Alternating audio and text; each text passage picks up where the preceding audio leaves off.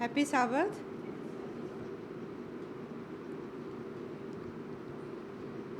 आज का mission report का शीर्षक है अच्छे लोग, जो आया है रोमानिया से। और ये एक बच्चे के बारे में है जिसका नाम है महाई।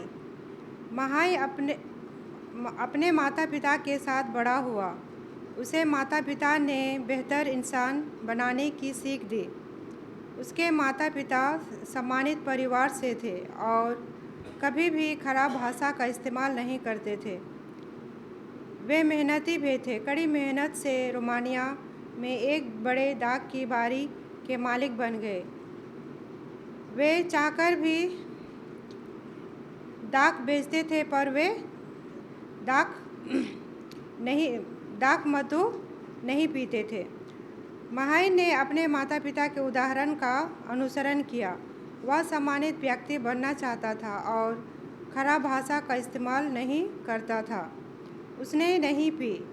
वह ऐसे लोगों के आसपास रहना पसंद करता था जो सम्मानित थे, बुरी भाषा का इस्तेमाल नहीं करते थे और शराब नहीं पीते थे।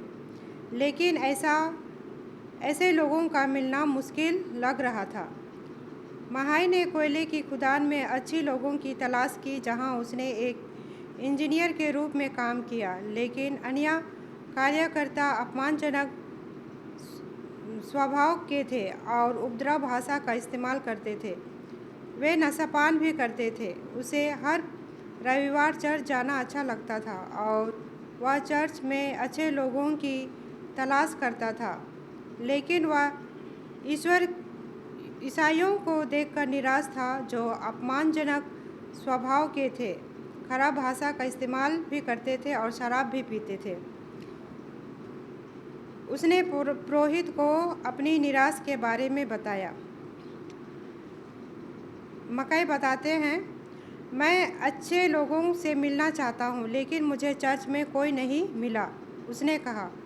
पादरी ने उसे चर्च आते रहने के लिए प्रोत्साहित किया। लेकिन थोड़ी देर बाद महाई ने फैसला किया कि चर्च जाने की कोई ज़रूरत नहीं है। चर्च के सदस्यों की जीवन शैली ने उसे निराश कर दिया। काम के दौरान महाई उन सिद्धांतों पर कामयाब रहा जो उसने अपने माता पिता से सीखे थे। वह सम्मानित था, बुरी भाषा का प्रयोग नहीं करता था और शराब नहीं पीता था। उसे एक अच्छे अगुवे के रूप में पहचाना गया और वह कई हजार श्रमिकों की देखरेख करने वाली कंपनी निर्देशक बन गया।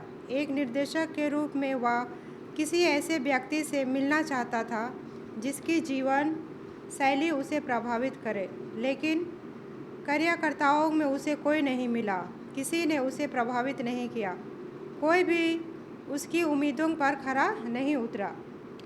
एक सफल कैरियर के बाद वह रोमानिया की राजधानी बुखारेस्ट से लगभग 140 मील पश्चिम में स्थित एक शहर कायोवा में सेनावृत्ति हुआ। उसने अपनी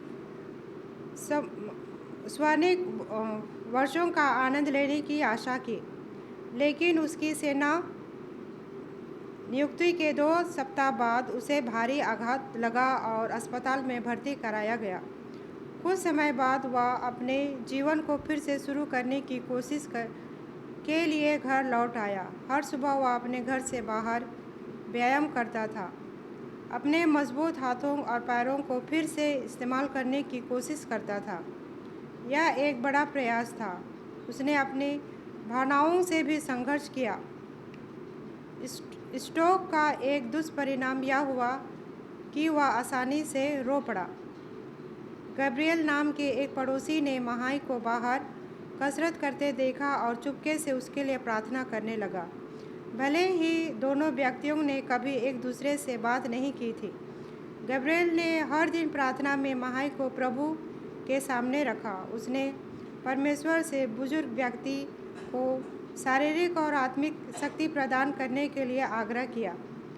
3 सप्ताह के बाद गैब्रियल महाई के घर गया और अपना परिचय दिया।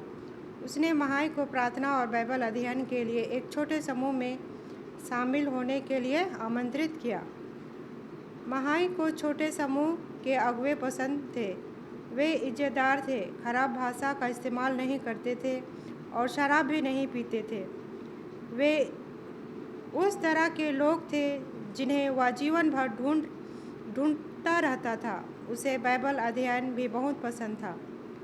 उनके द्वारा उसने परमेश्वर के प्रेम की खोज की। आज महाई हर साबत के दिन क्रायोवा में एडवेंटिस्ट चर्च जाता है। वह कहता है, मैं एडवेंटिस्ट चर्च में ऐसे कई लोगों को पाकर प्रभावित हुआ हूँ जिनसे मिलने के लिए मैं खोज रहा था। दयालु, सम्मानित लोग। वे नहीं पीते हैं, उन्होंने खराब भाषा का इस्तेमाल नहीं किया, इसलिए अब मैं चर्च में हूँ। जैसे ही वह शारीरिक रूप से सक्षम हो जाता है, वह बपतिस्मा के द्वारा यीशु को अपना हृदय देने की आशा कर रहा है। उसके पड़ोसी गब्रिएल एक करीबी दोस्त बन गया है। दोनों एक साथ बहुत समय बिताते हैं। महाई को इस बात का पछतावा है कि वह अपनी सेना नियुक्ति का आनंद नहीं ले पाया जैसे कि उसने उम्मीद की थी। उसको स्वास्थ्य उसकी सबसे बड़ी चुनौती है, लेकिन उसे कोई शिकायत नहीं है क्योंकि अब वह परमेश्वर को जान गया है। वह कहता है, मैं अपनी स्थिति के लिए परमेश्वर का शुक्रिया अदा करता हूँ, भले ही मैं अब ऐसा हूँ। शिक्षा, बाइबल अध्ययन सहित जिस तरह से एडवेंटिस्ट रोमानिया में यीशु के जल्द आने के बारे में अच्छी खबर साझा करते हैं, उसका एक महत्वपूर्ण हिस्सा है। आपके 13वें साबत का दान का एक हिस्सा रोमानिया में एक स्कूल खोलकर एडवेंटिस्ट शिक्षा का विस्तार करने में मदद करेगा। उदार दान की योजना बनाने के लिए धन्यवाद।